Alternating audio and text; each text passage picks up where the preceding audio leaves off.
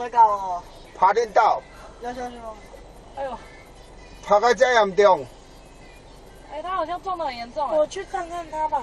一阵强风将保全吹倒在地，重摔了3圈。台北民众9号台风日正在等待进入地下停车场的时候，拍下这一刻惊恐的瞬间，赶紧拿起手机打电话叫救护车。先生你好，我这边信义区，对，那个信义区微风南山。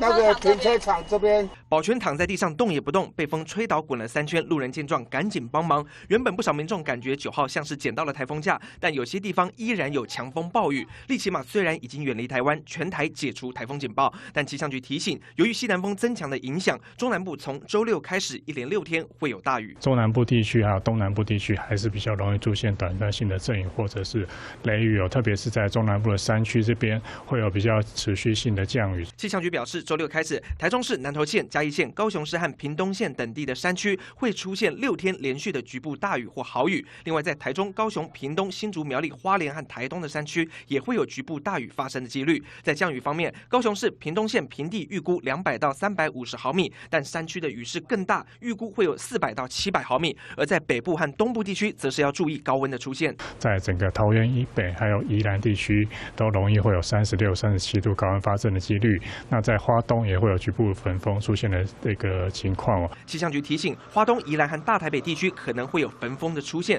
高温上看36度，出门要注意防晒，避免中暑之外，中南部民众也要特别留意大雨可能带来的灾情，山区更要慎防坍方、落石以及溪水暴涨的情形。记者金冠宏、王一仲台北报道。